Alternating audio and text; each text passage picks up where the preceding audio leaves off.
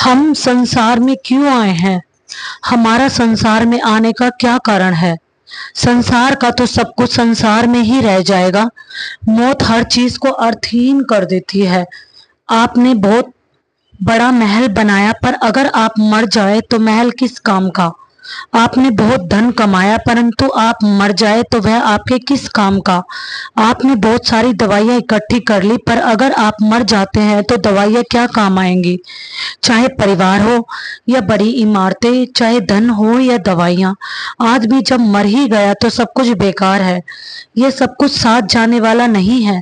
गुरु नानक देव जी कहते हैं कि एक धनी आदमी उनके पास आए, उनको एक थैला दिया और कहा, भाई इसमें कुछ अनाज है, मुझे बाद में लौटा देना।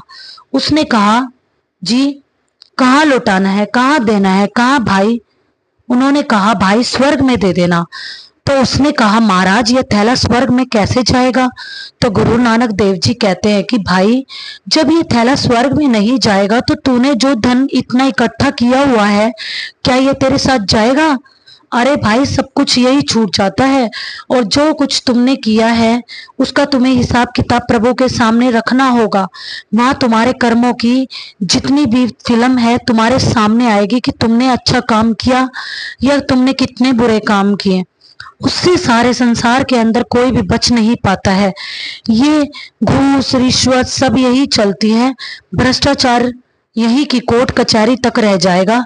यहाँ वहां वहां यह सब चीजें नहीं चलेंगी।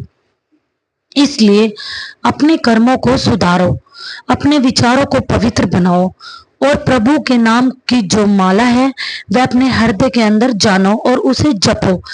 सांस सांस सुमरण करो, वृथा श्वास मत खोए, ना जाने इस श्वास का आवन होए ना होए।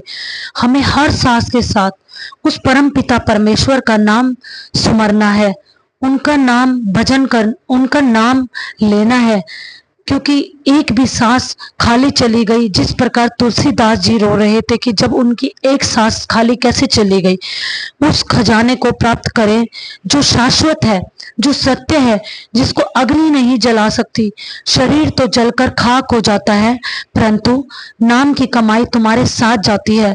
यह कभी भी जो नाम की कमाई होती है वह कभी भी खत्म नहीं होती, यह दिन पर दिन बढ़ती जाती है। जितना भी हम अच्छे कर्म करेंगे अपने जीवन में, जितना भी हम अपने जीवन में सद्भावना लेकर आएंगे, तो हमारे जीवन अपने आप ही परिवर्तित होगा और यही कर्म हमारे साथ जाएंगे।